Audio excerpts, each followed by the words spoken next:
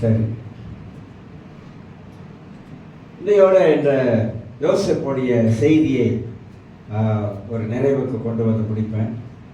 யோசேப்புடைய வாழ்க்கையை குறித்து நாம் பல வாரங்களாக சில காரியங்களை நாம் பேசி வருகிறோம். மெயின் தலைப்பாகப்பட்டது மனதின் சோர்வு. மனித வாழ்க்கையிலே வரக்கூடிய மனசோர்வு. நிறைய விதங்களிலே மனித வாழ்க்கையிலே மன சோர்வுகள், சில பலவீனங்கள், சில காரியங்கள் வாழ்க்கையில் ஏற்படுவதை நாம் பார்க்கிறோம். கிறிஸ்தவ வாழ்க்கையில் நிறைய போராட்டம், கொஞ்சம் நஞ்ச போராட்டம் இல்லை. கிறிஸ்தவ வாழ்க்கையில் நிறைய போராட்டங்கள் இருக்குது. ஆனால் அந்த போராட்டங்களை நாம் எல்லாம் ஜெயிக்க வேண்டும் என்றால் நாம் 2 காரியத்தை பிரதானமாக செய்யணும். அப்படி செய்தால்தான் நமக்கு வருகிற போராட்டங்களை எல்லாவற்றையும் நம்மளால் மேற்கொள்ள முடியும். அதற்கு வேண்டிய பலனை பரிசுத்த ஆவியானவர் நமக்கு தந்து நம்மளை அற்புதமாக தேவன் நம்ம வழி நடத்துவார். மனிதனுக்கு ஆண்டவர் சிந்திக்கக்கூடிய திறனை கொடுத்திருக்கிறார். சிந்திக்கக்கூடிய திறன். அவன் சரியா சிந்திக்க முடியும், அவன் தவறாகவும் சிந்திக்க முடியும். அவன் சரியாக வாழ முடியும், அவன் சரியில்லாத வாழ்க்கையும் வாழ முடியும். இதெல்லாம் தேவன் நம்ம கையில தான் கொடுத்திருக்கிறார். நம்ம நன்றாக யோசித்தால் உண்மையிலே நம்ம சிந்திக்க கூடும் என்றால் கிறிஸ்தவ வாழ்க்கையிலே தேவன் எவ்வளோ நன்மைகளை ஆண்டவர் வாழ்க்கையில செய்திருக்கிறார். ரட்சிக்கப்பட்ட நாளிலிருந்து இது நாள் வரைக்கும் நம்ம திரும்பி பார்க்க கூடும் என்றால் தேவன் பல விதங்களில் தப்பு வைத்திருக்கிறார். பல விதங்களை நம்மளை காப்பாற்றி இருக்கிறார். என்னெல்லாம் கேட்டீங்கன்னா, எத்தனை ஆபத்தில் இருந்தெல்லாம் என்னை காப்பாற்றி இருக்கிறார். வண்டி ஓட்டிக்கிட்டே போகும்போதெல்லாம் தூங்கி இருக்கிறேன்.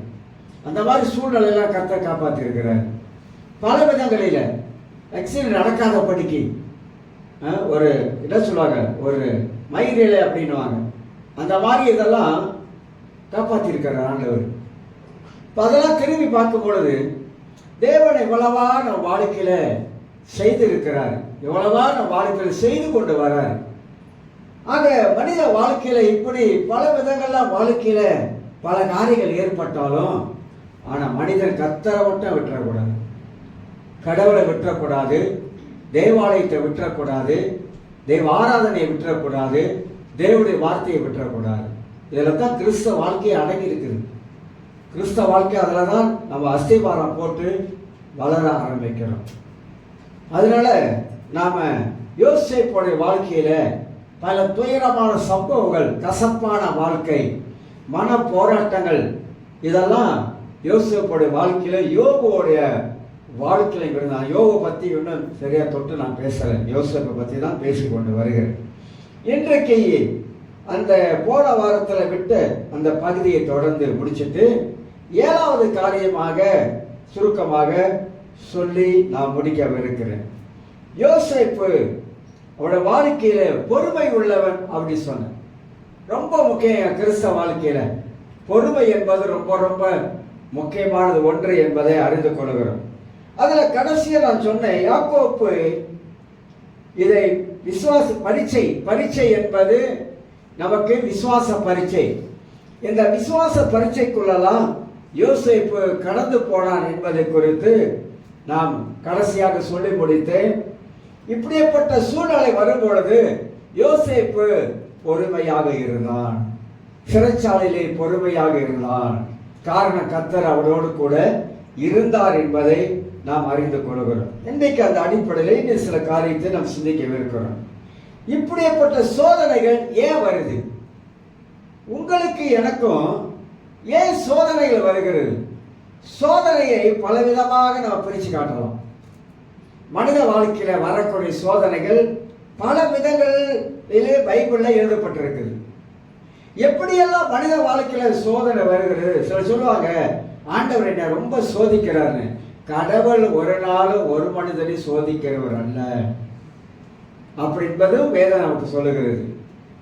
ஆனா சோதனை வரும்பொழுது நம்முடைய வாழ்க்கையில நாம் சிந்திக்கணும், ஏன் ஆண்டவரே என் வாழ்க்கையில் இந்த சோதனை வருகிறது? ஏன் ஆண்டவரே நான் இந்த பாடுகள் மத்தியில் கடந்து போகிறேன்? ஏன் ஆண்டவரே இந்த உபத்திரவ மத்தியிலே நான் கடந்து போகிறேன்?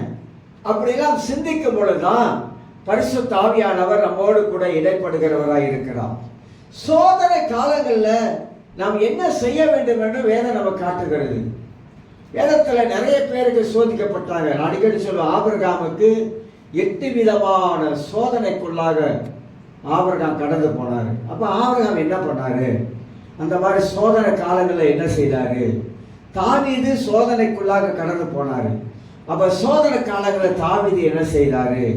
இப்படி ஒவ்வொரு பைபிளில் மனிதனை எடுத்து கொஞ்சம் ஆராய்ச்சி பார்த்தோமா, அவர் எல்லாருமாக தேவனை தான் நாடி போனாங்க, கடவுளை நாடி போனாங்க, கடவுள் சமூகத்தை நாடி போனாங்க. கடவுள் சமூகத்தில் கேட்டாங்க, எங்களுக்கு ஒரு விடுதலை வேணும் ஆண்டவரே அப்படின்னு கேட்டாங்க. ஆண்டவர் அதுக்கு ஏற்ற மாதிரி அவங்க வாழ்க்கையில விடுதலை கட்டளையிட்டார் என்பதெல்லாம் வேதத்தின் மூலமா அறிந்து கொள்ளுகிறோம். ஆக இப்படிப்பட்ட சோதனைகள் ஏன் வருகிறது என்றால், ஒன்று, நம்முடைய விசுவாசம் சோதிக்கப்படுகிறது. உண்மையாகவே நான் விசுவாசமா இருக்கிறேனா? நான் ஆண்டவர் மேல உண்மையாகவே நான் விசுவாசிக்கிறேனா? தேவனுடைய வார்த்தையை நான் உண்மையாகவே விசுவாசிக்கிறேனா? நான் விசுவாசத்துல உறுதியா இருக்கிறனா இல்லையா என்பது சோதனை வரும்பொழுது தான், அப்பதான் தெரியும் கிறிஸ்தவ வாழ்க்கைனா என்னன்னு. அநேகர் தன்னுடைய வாழ்க்கையில விசுவாசத்தை இழந்தவங்க இருக்காங்க. சோதனை வரும்போது அநேகர் தன்னுடைய வாழ்க்கையில விசுவாசத்தை விட்டு பின்மாறி போனவங்க இருக்காங்க. சில வேளைகள் என்னால் சோதனை தகிக்க முடியல, ஆண்டவர் இதிலிருந்து எனக்கு ஒரு விடுதலை தரவே மாட்டாருன்னு அப்படி பின்மாறி போனவங்களும் கிறிஸ்தவ உலகத்துல நிறைய பேர் இருக்காங்க என்பதை அறிந்து கொள்கிறோம். ஆனா பைபிளை வாசித்து பார்த்தீங்கன்னா, இவரேயர் 11ஆம் அதிகாரத்துல விசுவாச பட்டியல் அப்படியே எழுதுறாரு, அழகா எழுதுறாரு, யோக பத்திலாம் எழுதுறாரு, பல மனிதர்களை பற்றி எழுதி வைத்திருக்கிறார் ஆண்டவர் 11ஆம் அதிகாரத்தில், இவரேயர் 11ஆம் அதிகாரத்தில். அவங்க மாதிரிலாம் நாம ஒரு நாளும் சோதிக்கப்படவே இல்லை.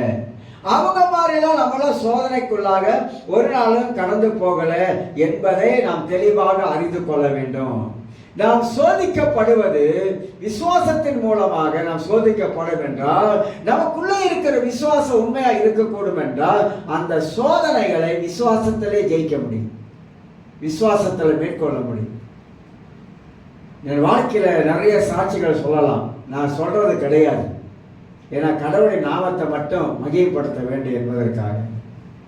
எல்லாரும் மனிதனுடைய வாழ்க்கையில் நீங்க பார்த்தீங்கன்னாக்கா, எல்லாருமே கடந்து போன பாதைகள். சாது சுந்தர் சிங்கை பற்றி படம் கூட வெளியே இருக்குது, அவரை பற்றி. அவர் கடந்து போன பாதைகள், பல தேவனுடைய மனிதர்கள் கடந்து போன பாதைகள். அவர்கள் எல்லாருமே ஆண்டவருக்குள்ளாக அவ்வளவு விசுவாச வாழ்க்கை வாழ்ந்திருக்கிறாங்க. அதனால்தான் அந்த சோதனை மத்தியில கர்த்தர் கூட இருந்தார், பைபிள்ல நம்ம பார்க்கிறோம். ஆனா நம்முடைய விசுவாசம் எந்த அளவுக்கு நம்முடைய விசுவாசம் சோதிக்கப்படுகிறதோ, அந்த அளவுக்கு நம்முடைய வாழ்க்கையில நாம் பலமுள்ள ஒரு கிறிஸ்தவராக நாம் மாறிக்கொண்டே வருவோம். சோதிக்கப்படுவது நல்லது. எதனால சோதனை வருகிறது என்பதை நாம் அறிந்து கொள்ள வேண்டும் என்பது நல்லது. இரண்டாவதாக, விசுவாசத்தில் பலவீனமாக இல்லாமல் பலன் உள்ளதாக உறுதியாக இருக்கும்படி பொறுமை அவசியம். எந்த காரியமாக இருந்தாலும் அந்த விசுவாசம் பலவீனப்பட்டு போகக்கூடாது. அந்த விசுவாசம் பலமுள்ளதா இருக்கணும். அப்படின்னா ஆண்டவர் சமூகத்துல பொறுமையோடு காத்திருக்கணும். இதுதாங்க நம்மளால முடியல. ஏர்போர்ட்டுக்கு போகணும். ஏர்போர்ட்டுக்கு போனோம்னாக்கா 3 மணி நேரத்துக்கு முன்ன போய் உட்கார்ந்து கிடக்கும். அதுக்கெல்லாம் நம்மளால முடியுது. ஏன்னா அது பிந்தி போயிட்டோமா ஃப்ளைட்டு போயிடும், அது மற்ற காரியம் செய்ய முடியாது. அதனால 3 மணி நேரத்துக்கு முன்னே போயிட்டு அங்க உட்கார்ந்து இருக்கிறோம். அவ்வளவு பொறுமையா அதுக்கெல்லாம் நாம இருக்க முடியுது. ஆனா நம்மளோட வாழ்க்கையில ஒரு காரியம் வரும் பொழுது நம்மளால பொறுத்து இருக்க முடியல. பொறுமைக்கு இடமில்லாம போவதை குறித்து நாம் பார்க்கிறோம். ஆக இந்த பொறுமை நம்ம வாழ்க்கையில பல காரியங்களை உருவாக்குது. பொறுமை நம்மளை செதுக்கி எடுக்கும், ஒன்னா செதுக்கி எடுக்கும். வாழ்க்கையில மனித வாழ்க்கை செதுக்கப்பட வேண்டும். செதுக்கத்தான் நாம் ஆண்டவருக்குள்ளாக அந்த அளவுக்கு நம்ம பொன்னாக விளங்குவோம் என்பதும் கர்த்தர் அறிந்திருக்கிறார். வேதத்துல தாவீது செதுக்கப்பட்டான், ஆபிரகாம் செதுக்கப்பட்டான். எல்லாருமே நம்ம வாழ்க்கையில செதுக்கப்பட்டார்கள். தேவனுக்காக ஒரு மனிதன் பிரயாசிக்க வேண்டும் என்றால் அவன் வாழ்க்கை செதுக்கப்பட வேண்டும். பல காரியங்களை செதுக்கப்பட வேண்டும், பல காரியங்களை விட வேண்டும், பல விஷயங்களில நாம் பொறுமையாக காத்திருக்க வேண்டும் என்பதை நாம் எல்லாரும் அறிந்து கொள்ள வேண்டும். எடுத்துக்கொள்வோம் 1 பேதுரு, 1 Peter chapter 1 வசனம் 6-7 வசனத்தை உங்களுக்கு நான் வாசித்து காட்டுகிறேன். இதுல பேதுரு இங்க என்ன ஒரு வார்த்தையை முக்கியப்படுத்தி பேசுகிறார், சொல்லுகிறார் என்பதை குறித்து நாம் அறிந்து கொள்ளலாம். 1 பேதுரு புஸ்தகத்துல எந்த பக்கம்னு கேட்கிறீங்களா? இப்ப இல்ல எந்த பக்கத்துல இருக்குன்னு பாக்குறீங்களா? 1 பேதுரு புஸ்தகத்துல, யாக்கோபு புஸ்தகத்துக்கு பக்கத்துல 316 பக்கத்துல 1 பேதுரு 6-7 வசனத்தை வாசிக்கிறேன். இதிலே நீங்கள் மிகவும் சந்தோஷப்படுகிறீர்கள் என்றாலும் துன்பப்பட வேண்டியது அவசியமானதால் இப்பொழுது கொஞ்ச காலம் பலவிதமான சோதனைகளினாலே துக்கப்படுகிறீர்கள்.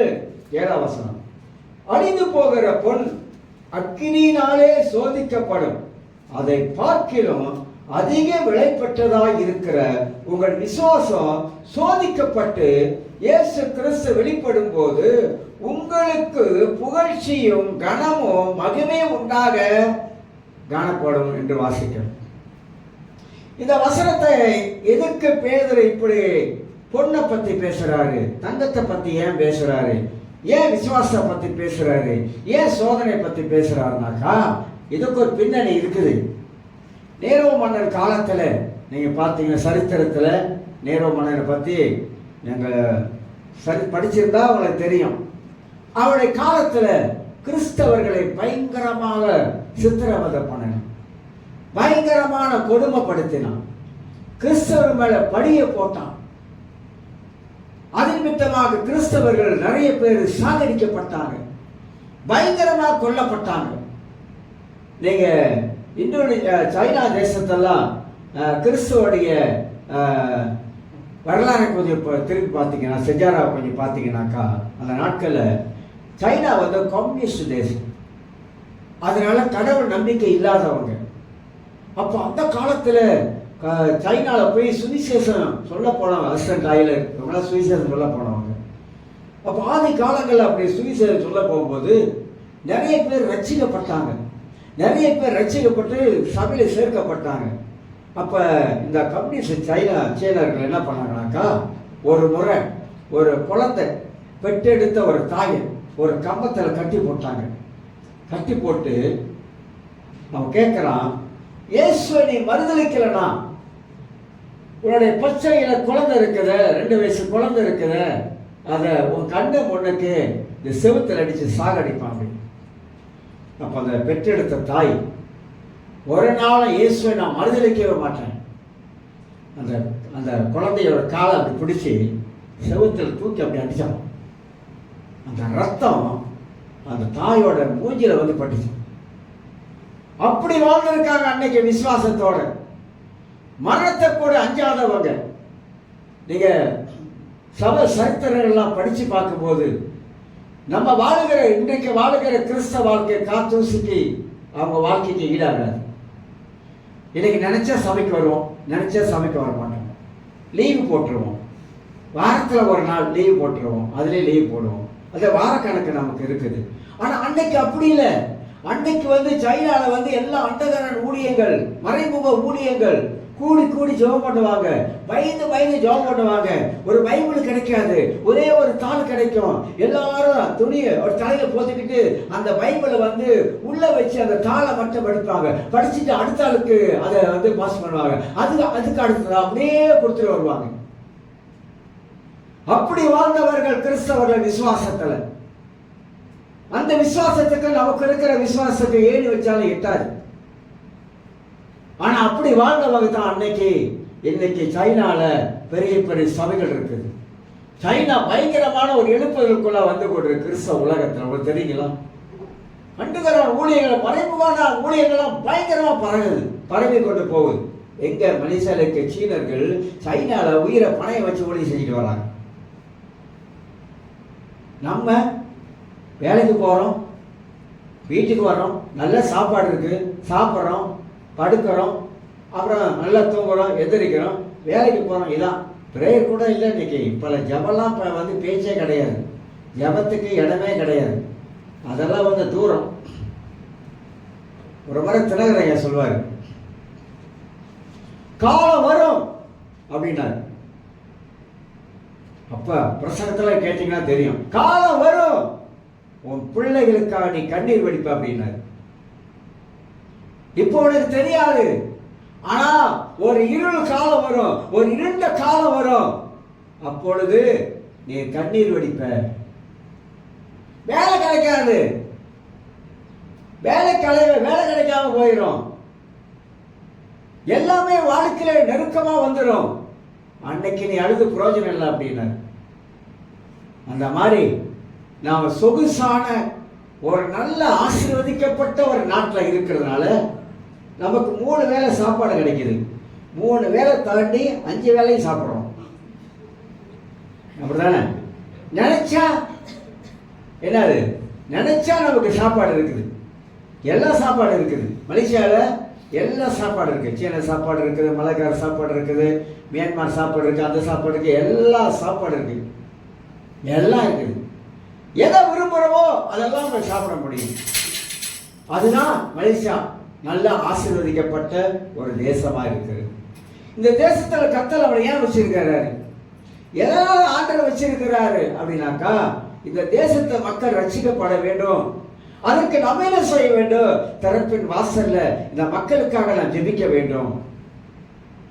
அதுக்கு தான் ஆண்டவர் அவளை ரட்சித்து இந்த நாட்டில் வச்சிருக்கிறாரு. ஆனா நம்மளும் அப்படி இல்லை, ஜாலிலோ ஜும்கானா, ஒவ்வொரு நாளும் ஜாலிலோ ஜும்கானா. அது கையில கொஞ்சம் பணம் இருந்தா ஜோடிலோ ஜும்கானா, எல்லாம் அப்படி போயிடுது. இப்ப எல்லாம் மனித வாழ்க்கையிலே இன்னைக்கு மனித வாழ்க்கை எல்லாமே தலைகீழாக பிறண்டு போயிடுச்சு எல்லாம். ஆனா அந்த காலங்கள் அப்படி இல்லை. கிறிஸ்தவர்கள் சிங்க கவியில போடப்பட்டார்கள், கிறிஸ்தவர்கள் சித்திரவதை செய்யப்பட்டாங்க, கிறிஸ்தவர்கள் அடிக்கப்பட்டாங்க. என்னைக்கே நடக்கிறது. இன்னைக்கு ஆப்கானிஸ்தான் இந்த நாட்டில் எங்க நாட்டில் கிறிஸ்தவர்களை சுட்டு சாகடிக்கிறான். பயங்கரமான காலம் வருது. அதனால கடைசி காலத்துல உபத்திரங்கள் பெருகும், பிரச்சனைகள் பெருகும். அந்த நேரத்தில் நம்ம என்ன செய்ய போறோம், ஐயோ பிரச்சனை இயேசுக்குள்ளாக வந்து பிரச்சனையே தாங்க முடியல அப்படி சொல்ல போறோமா? இல்லையே. பைபிளை படிச்சு பாருங்க, பைபிள்ல நிறைய வார்த்தைகளை கர்த்தர் எழுதியிருக்கிறார். பிரச்சனை மத்தியில, அதாவது நாம போகிற இந்த உலகத்துல கடினமான பாதையின் மத்தியில தான் நாம் கடந்து போகணும். பரலோக ராஜ்யத்துக்குள்ள பிரவேசிக்கிறவன் அவன் எப்படி போகணுமா, அகலமான வாசல் இல்ல, இடுக்கமான வாசல். இயேசுவே சொன்னாரு, அகலமான வாசல் வழியா நிறைய பேர் போறாங்க, ஆனா இடுக்கமான வாசல் வழியா கொஞ்சம் பேர் போறாங்க. எல்லாம் சொகுசை தேடுறாங்க. சொகுசா இருக்கணும், ஆனா கஷ்டமே படக்கூடாது, வாழ்க்கையில துன்பமே வரக்கூடாது. அப்ப இயேசு நல்லவர், அவர் வல்லவர், அவர் பெரியவர் அப்படிலாம் நம்ம சொல்லுவோம். கொஞ்சம் நம்ம வாழ்க்கையில கஷ்டம் வந்துருச்சுன்னா நம்ம வாழ்க்கையில கொஞ்சம் வாயில ஒரு உறுப்பும் சேர்ந்து நமக்கு வந்துடுது. அப்படி இல்லைங்க. வாழ்க்கை என்பது நமக்கு நிறைய போராட்டம் உள்ள ஒரு வாழ்க்கை தான் இந்த உலகத்தில் நமக்கு இருக்கிறது. ஆனா நம்முடைய விசுவாசம் சோதிக்கப்படுகிறது. எப்படியெல்லாம் நம்முடைய விசுவாசம் சோதிக்கப்படுகிறது, அதுலதான் பேதுரு அழகா விளக்குறாரு. எப்படி விளக்குறாருன்னா, ஒரு தங்கம் நம்முடைய கழுத்துல ஒரு சங்கிலியாக ஜொலிப்பதற்கு அந்த தங்கம் எப்படி சோதிக்கப்படுகிறது, அந்த தங்கம் எப்படி உருக்கப்படுகிறது, அந்த தங்கம் எப்படி தட்டானால அது அடிக்கப்படுகிறது, அது அடிக்கப்பட்டு அது செய்யும் பொழுது நம்ம கழுத்துல வரும் பொழுது எவ்வளவு அழகா இருக்கு பார்த்தீங்களா, அவ்வளவு அழகா இருக்கு. அது மாதிரிதான் விசுவாசம் என்பது அது அசைக்க முடியாததா இருக்க வேண்டும். அசைக்க முடியாத விசுவாசம் தான் நம்முடைய வாழ்க்கையில தேவை. எவ்வளவு பெரிய பிரச்சனை வந்தாலும் அசைக்க முடியாத விசுவாசம் நமக்கு தேவை. அதனால்தான் இந்த வருஷத்துடைய வாக்குத்தத்தம் என்ன சொன்னோம், நிச்சயமாகவே முடிவு உண்டு, உன் நம்பிக்கை ஒரு நாள் வீண் போகாது.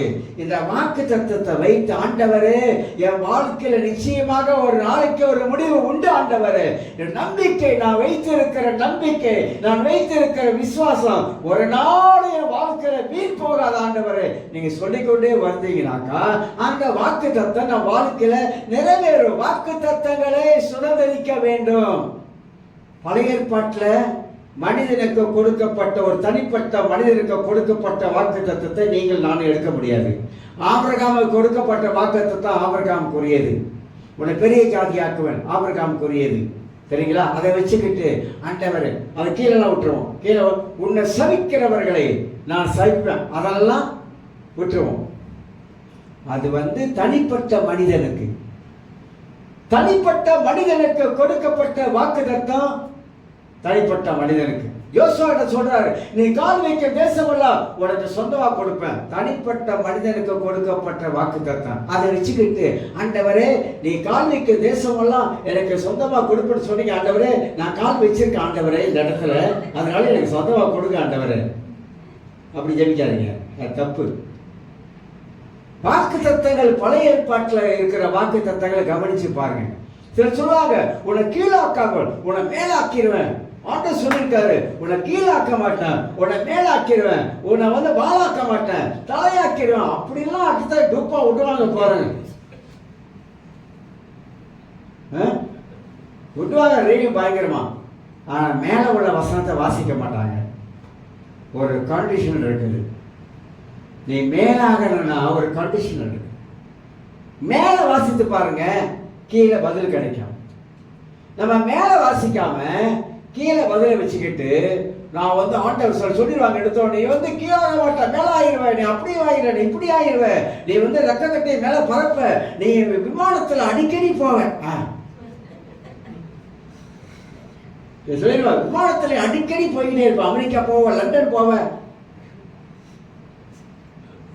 இல்லைங்க, வசனத்துக்கு ஒரு நிபந்தனை இருக்கு, ஒரு கண்டிஷனல் இருக்கு. புதிய ஏற்பாடு அப்படி இல்லை. பழைய ஏற்பாட்டுக்கும் புதிய ஏற்பாட்டுக்கும் பெரிய வித்தியாசங்கள் இருப்பதை பார்க்கிறோம். புதிய ஏற்பாட்டில், பழைய ஏற்பாட்டில் தேவனுடைய மனிதர்கள் உபத்திரத்தில் குகையில கடந்து போனாங்க. புதிய ஏற்பாட்டில் அப்போஸ்தலர்கள் பயங்கரமான பாடுகள் மத்தியில் கடந்து போனாங்க. எல்லாரும் எப்படி செத்தாங்க? லப மரியா யாரும் நம்மள மாதிரி சாகல. அவங்களுடைய இறப்பெல்லாம் வித்தியாசமானது. பவுல் தலை வெட்டப்பட்டுச்சு ரோமாபுரியில. பேரு தலைகீழா, என்ன ஏசுநாடு அரைஞ்ச மாதிரி அறையாதீங்க, தலைகீழா ஆட்டீங்க அப்படின்னா. ஒவ்வொரு சீசன், ஒரு சீசனுக்கு மட்டும் கத்தியில தோலை உரிச்சானுங்க. கத்தியை எடுத்து தோலை உரிச்சிருக்கானுங்க. ஒவ்வொருத்தருடைய மரணம் வித்தியாசமானது. உபத்திரம் இருந்தது. கிறிஸ்துவுக்காக நம்ம வாழணும், கிறிஸ்துவுக்காக சாகணும். நீ கிறிஸ்துவுக்காக வாழறது கிடையாது, கிறிஸ்துவுக்காக சாகிறது கிடையாது. கடவுளுங்க, நம்முடைய ஆண்டவர் ஜீவனுள்ள தேவனுங்க, அவ்வளவு சத்தியம் ஆண்டவர் எழுதி வச்சிருக்காருங்க. ரட்சிப்பு இலவசம் வந்ததுங்க. அவருக்குள்ளாக வாழும் பொழுதாங்க நம்மளோட வாழ்க்கையில ஒரு ஆட்டம் காணுது. பிரச்சனை வரும்போது ஒரு ஆட்டம் காணுது, சில காரியம் வரும்போது ஒரு ஆட்டம் காணுது. ஆட்டம் காணவே கூடாது. நம்ம கால் எப்பொழுதுமே தள்ளாடக்கூடாது. நம்மளோட கால் உறுதியா நிக்கணும். கர்த்தரே ஆண்டவர் என்றான். அன்னைக்கு பாருங்க, எலியா சொல்லுகிறான், பாகால் தெய்வமானால் பாகால் தெய்வமா இருக்கட்டும், இஸ்ரவேல் தேவன் தெய்வமானால் இஸ்ரவேல் தேவனே தெய்வமா இருக்கட்டும் அப்படின்னு போட்டான் பாருங்க ஒரு சவால். உபாகம் 6ஆம் அதிகாரத்துல வாசி பார்த்தீங்கன்னா 4ஆம் வசனத்துல, இஸ்ரவேலே கேள், உன் தேவனாக கர்த்தர் ஒருவரே கர்த்தர். உலகத்துல வேற கடவுள் இல்லை, நம்ம தேவனை தவிர வேற தேவன் இல்லை உலகத்துல. அந்த மாதிரியான விசுவாசம் நமக்குள்ளாக பொங்கி எழணும். நம்மளோட வாயில விசுவாச வார்த்தைகள் அள்ளி கொட்டணும். முடியாத காரியத்தை முடியும் சொல்லணும். அதான் பவுல் சொல்றார், என்னை பலப்படுத்துகிற கிறிஸ்துவினால எல்லாவற்றையும் செய்வதற்கு எனக்குள்ள இருக்கிற இயேசுவே எனக்கு பலனா இருக்கிறாரு சொல்லணும். பலவீனத்திலே அவருடைய, என்னுடைய பலவீனத்திலே அவருடைய பலன் எனக்கு பூர்ணமாய் விளங்கும். வசனம் அப்படிலாம் சொல்லுதுங்க, அப்படிலாம் போதிக்குது நமக்கு. அவர் ஜெபிக்கிறாரு. அவருக்கு சரீரத்தில் ஒரு பலவீனம், கண்ணில் ஒரு பலவீனம், ஏன்னா அட்டி கொஞ்சம் நஞ்ச அட்டி இல்ல, தர்ம அட்டி விழுந்திருக்கு அவருக்கு. இயேசுவோட அவரே சொல்றாரு, 5 முறை விளாரினால் அடிக்கப்பட்டேன் அப்படின்றாரு. உடம்பெல்லாம் பாதிக்கப்பட்டுருச்சு, சரீர நரம்புகள் பாதிக்கப்பட்டுருச்சு, லெட்டர்ஸ் கடிதம் எழுத முடியல, நிருபங்கள் எழுத முடியல. கடைசியா தான் ஒரு 4 வரி எழுதி முடிச்சுவாரு. எல்லாம் மார்க்க உதவி செஞ்சிருக்காரு. அவ்வளவு சரீர பலவீனத்துல ஊழித்த விட்டாரா?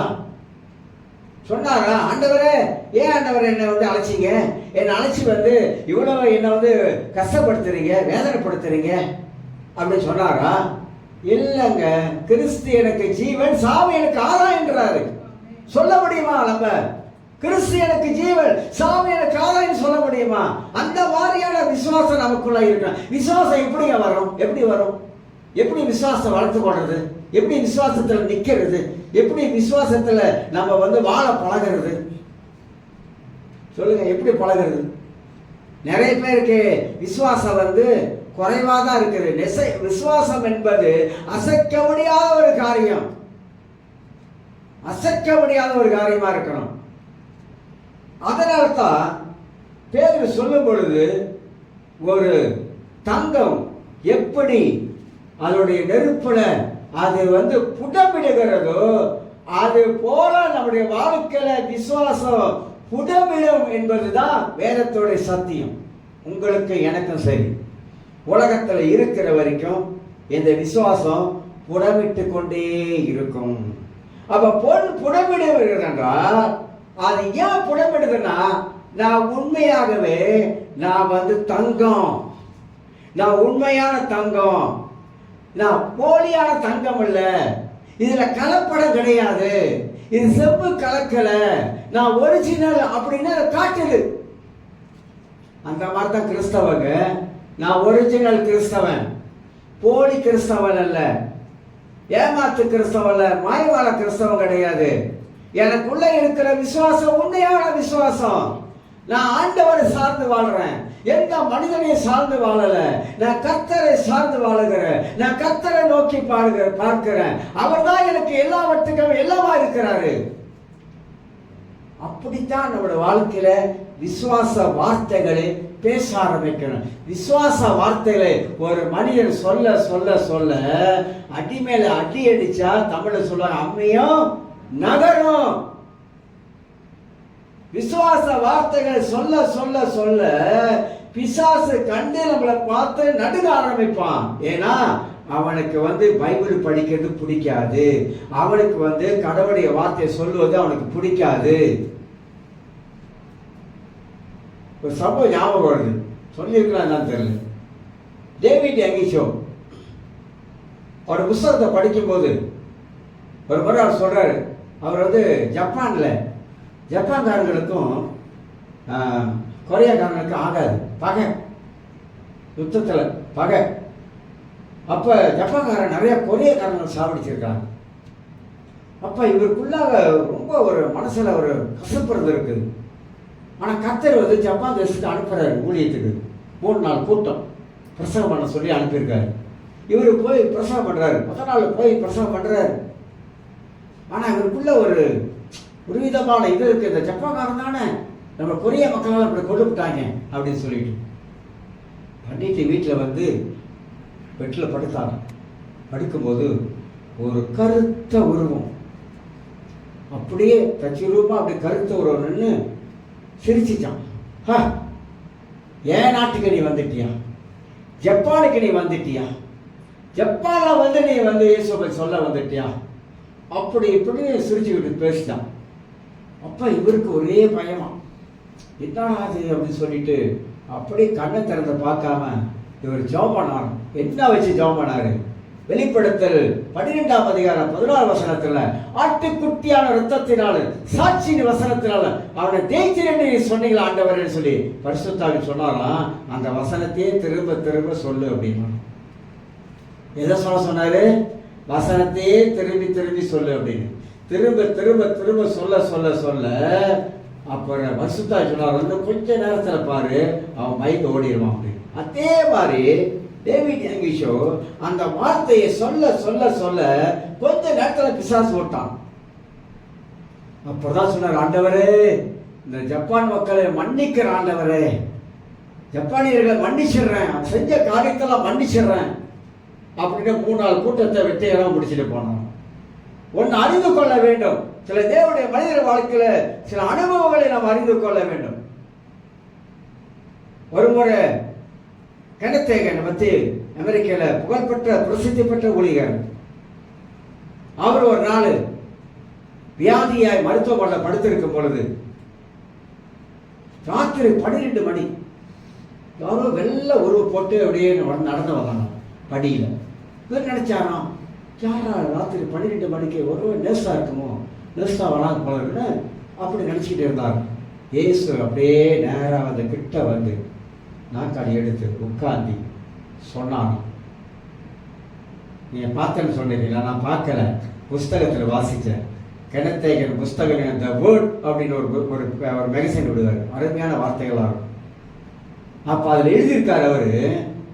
அப்போ இயேசு என் அருகில் வந்து உட்கார்ந்து சொன்ன வார்த்தை, இன்னையிலிருந்து என்னுடைய பைபிளில் எழுதியிருக்கிற என் வார்த்தையை மட்டும் நீ பேசு அப்படின்னா. வார்த்தையில தான் இருக்குது வல்லமை, வார்த்தையில் தான் இருக்கு விடுதலை, வார்த்தையில் தான் இருக்கு ஜீவன். அதனால தான் பைபிளை தொடு, பைபிளை படி, பைபிளை படி, பைபிளை. யாரெல்லாம் பைபிளை டெய்லி படிக்கிறீங்களோ சாத்தான் ஓடுவான். பைபிளை படிக்க படிக்க படிக்க படிக்க பிசாசுக்கு தெரியும் நம்ம பைபிள் படிக்கிறோமா பைபிள் படிக்காம இருக்கிறோமா, சாத்தானுக்கு தெரியும். நீங்க பைபிள் படிக்கிற ஆளா இருந்தா உங்க பக்கம் வரமாட்டான்.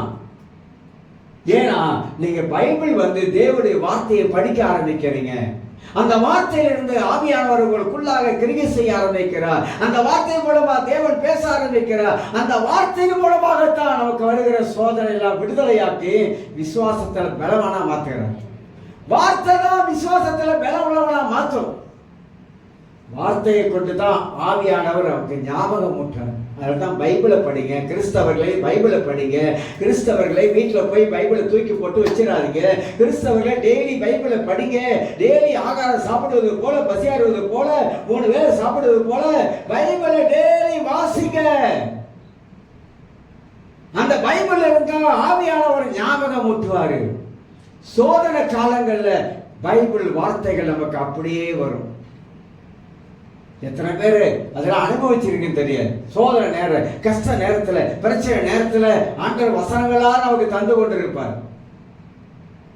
அப்ப நமக்கு சோதிக்கப்படும் பொழுது பொண்ணு எப்படி நான் பொண்ணுதான், நான் தங்கம் தான், நான் ஒரிஜினல் அப்படி நிரூபிக்கிறது போல நமக்குள்ள இருக்கிற விசுவாசம் சோதிக்கப்படும் பொழுது அந்த விசுவாசம் உண்மையானது. நான் ஆண்டவரை சார்ந்து வாழுகிறவன், என்னை யாரும் அசைக்க முடியாது சொல்லத்தக்கதாக விசுவாசம் இருக்கணும். விடாலே சொல்லுங்க. பசியாட்டீங்களா இல்ல பசியார வந்துட்டீங்களா? அதனால விசுவாசம் என்பது நம்முடைய வாழ்க்கையில சோதிக்கப்பட்டாலும் அந்த விசுவாசத்துல கிறிஸ்தவர்கள் உறுதியாக வாழ்வது அவசியம். நான் ஒரு காரியம் சொல்லுகிறேன். துன்பத்து மத்தியிலே பொறுமையோடு விசுவாசித்து நிற்கணும். ரொம்ப கஷ்டமா நான் சொல்றேன். பைபிள் சொல்லுகிறது, சோதனையோடு கூட தாங்கத்தக்க, சோதனை தாங்குவதற்கு அளவுக்கு தான் நமக்கு ஆண்டவர் கொடுப்பார். அதுக்கு மேல ஆண்டவர் கொடுக்க மாட்டார். அவருக்கு தெரியும் யாராருக்கு எப்படி சோதனை வந்தா தாங்குவாங்க.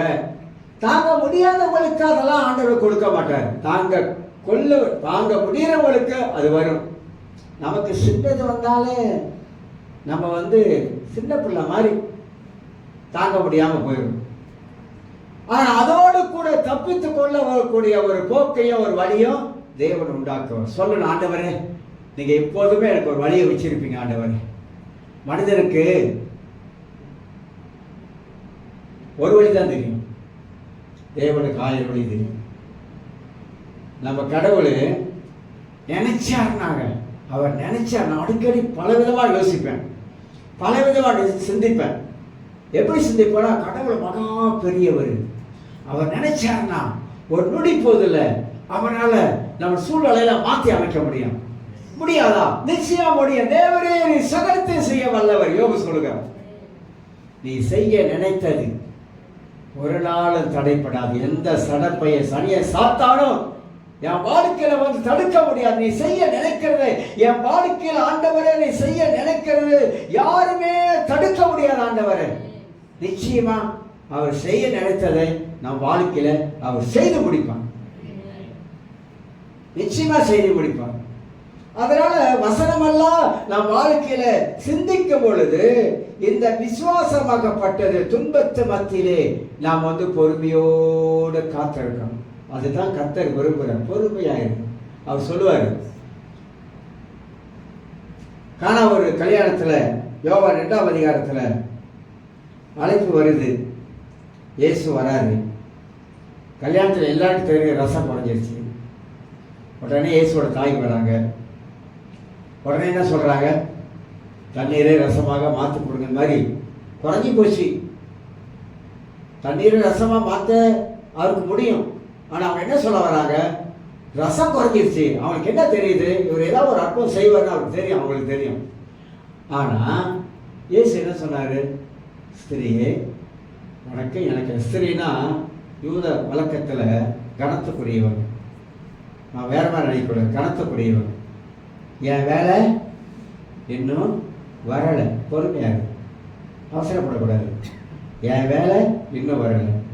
அவர் வேலை வர்றதுக்கு முன்பதாக நான் போன வாரம் சொன்ன முந்திரி கொட்டமா நம்ம முந்திக்கக்கூடாது. அவருடைய வேலைக்காக காத்துரு. அவர் செஞ்சார்னா கரெக்டா செய்வார். அவர் வந்து பூர்ணமா செய்வார். அரைகுறையாலாம் கர்த்தர் செய்யவே மாட்டாருங்க. பூர்ணமா செய்வார், நேர்த்தியா செய்வார். அப்ப அவர் வேலைக்காக நம்ம பொறுமையா காத்து இருக்கணும். அதுதான் முடியாது. இதனாலதான் பிரச்சனை. நமக்கு எல்லாமே இன்ஸ்டன்டா நடக்கணும். தொட்டா நடக்கணும், இப்படி தொட்டா நடக்கணும், அப்படி தொட்டா நடக்கணும். அப்படிலாம் முடியாது. பொறுத்துரு. கர்த்தர் சொல்வாரு, பொறுத்துரு. எனக்கு தெரியும் எந்த நேரத்துல எதை செய்யணும்னு எனக்கு தெரியும். நீ செய்ய வேண்டியது ஒன்றே ஒண்ணுதான், என் சமூகத்துல உட்கார்ந்து ஜெபம் மட்டும் பண்ணு. இதுதான் கர்த்தர் சொல்றாரு. அதனால்தான் நம்ம செய்ய மாட்டோம். அப்ப துன்பத்து மத்தியிலே பொறுமையோடு கர்த்தாவே நான் விசுவாசிக்கிறேன் ஆண்டவரை, நிச்சயமா விசுவாசிக்கிறேன். நான் ஒரு நாளும் அவிசுவாசமா பேச மாட்டேன் ஆண்டவரே, நிச்சயமாக நீ செய்வீங்க ஆண்டவரே அப்படி சொல்லி நாம் இருந்தமாக்கா நிச்சயமாக யோசேப்புக்குள்ள இருந்த அதே விசுவாசம் நமக்குள்ளாக அந்த விசுவாசம் இருக்கக்கூடுமாடா. யோசேப்பு பொறுமை உள்ளவனா இருந்தான். அந்த மாதிரி பொறுமையா இருக்கும். கண்ணில் கலங்கும், கண்ணீர் வரும், அழுக வரும், எல்லாம் வரும். நல்லது, அழுகிறது நல்லது. மனதில் இருக்கிறது தேவ சமூகத்துல கொட்டி அழுவது நல்லது. கர்த்தர் கண்ணீரை பார்ப்பாரு.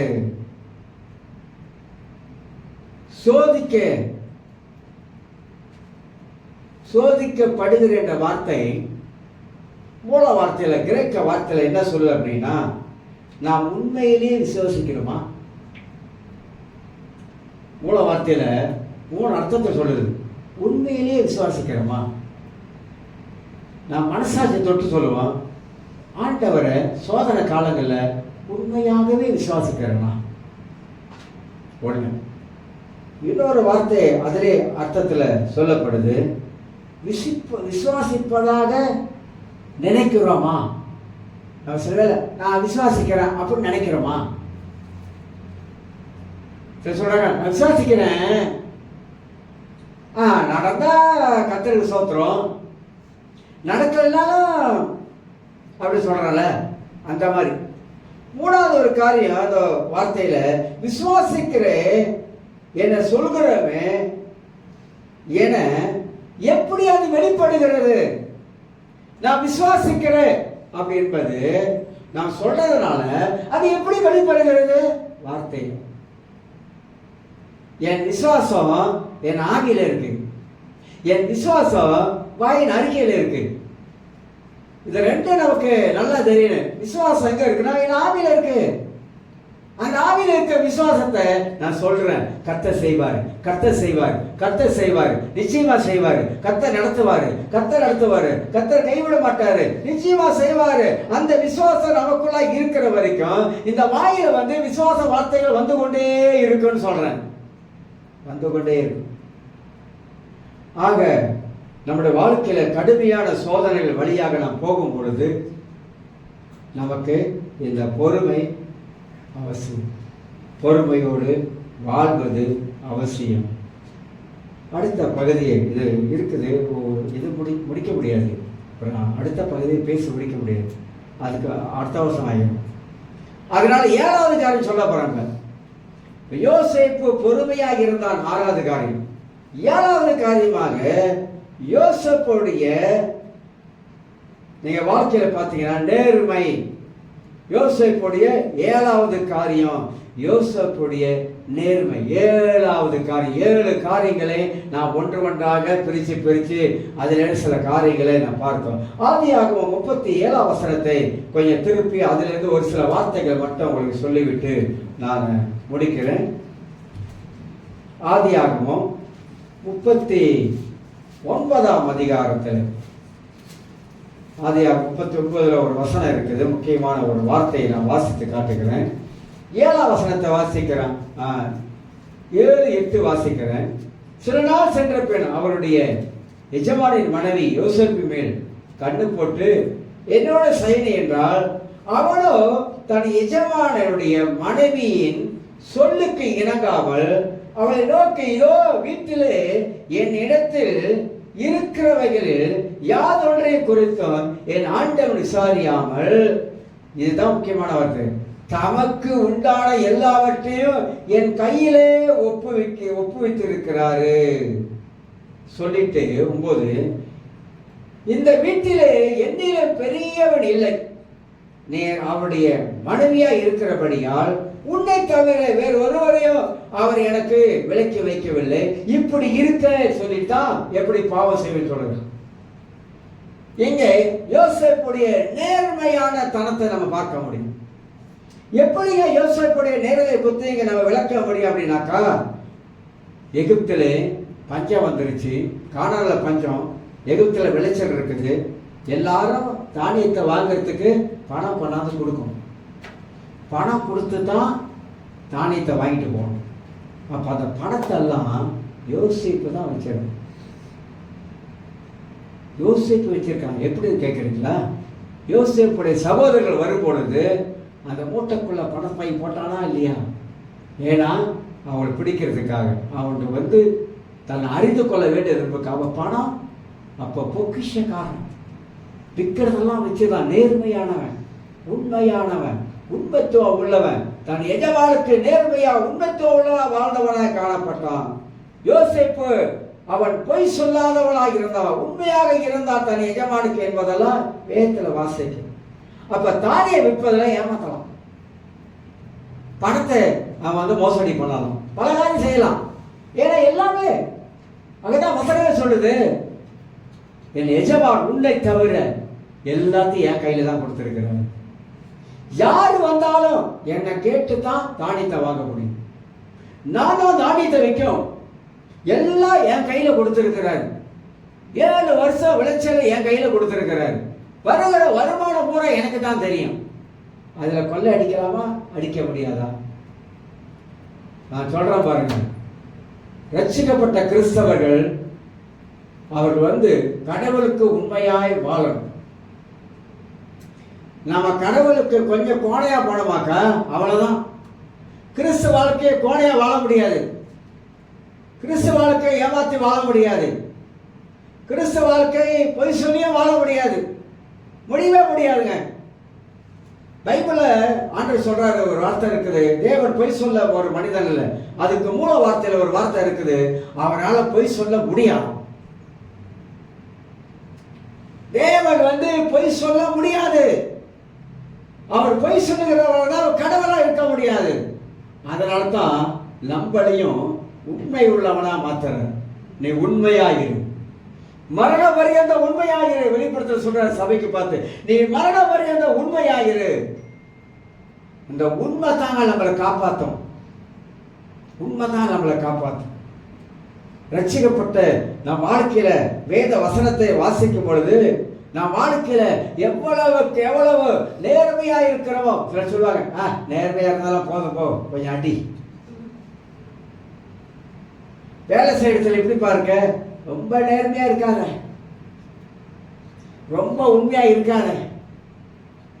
வேலை செய்கிற இடத்துல நீ வேலை செய்கிற இடத்துல நேர்மையா இல்லை, உண்மையா இல்லைனாக்கா அங்க வந்து கடவுளுடைய பேரும் கட்டுறோம் ஒண்ணு. ரெண்டாவது, நம்ம உண்மையா இல்லைன்னா அங்க வந்து கடவுளே காட்டி கொடுத்துருவாரு. எல்லா விஷயத்திலும் இந்த உண்மை, அந்த நேர்மை நமக்கு ரொம்ப ரொம்ப அவசியமானது ஒன்று. நீதிமொழிகள் 19ஆம் அதிகாரத்துல சில வசனத்தை மட்டும் காட்டிட்டு முடிக்கிறேன். நீதிமொழிகள் 19, உங்களுக்கும் சரி எனக்கும் சரி வசனம் எல்லாருக்கும் ஒன்றுன்னு தான் சொல்லுவேன். எல்லாருக்கும் ஒன்று. உங்களை பேசுகிற வசனம் தான் எனக்கும் பேசுகிறது. நானும் அதை தான் படிக்கிறேன், இந்த பைபிளை படிக்கிறேன். அந்த பைபிளில் இருக்க வார்த்தையை தான் நானும் சிந்திக்கிறேன், நானும் தியானம் பண்ணுறேன். அந்த வார்த்தை தான் எனக்குள்ள கிரியை செய்யுது. 19 நீதிமொழிகள் 19:9 வாசிக்கிறேன். பொய்சாட்சிக்காரன் ஆக்கினைக்கு தப்பான், பொய்களை பேசுகிறவன். அந்த வார்த்தை நான் படிக்கிற விருப்பல, நீங்களே படிச்சீங்க. நாசமடைவான் போட்டு. பொய் சாட்சிக்காரன், பொய் சாட்சிக்காரன் கோர்ட்ல பொய் சாட்சி சொல்லாத. கோர்ட்டுக்காரனா உன்னுடைய நண்பனுக்காகவோ அல்லது உனக்கு சாதகமாகவோ அடுத்தவனை வந்து தள்ளுறதுக்காக நீ கோர்ட்ல பொய் சாட்சி சொல்லாத.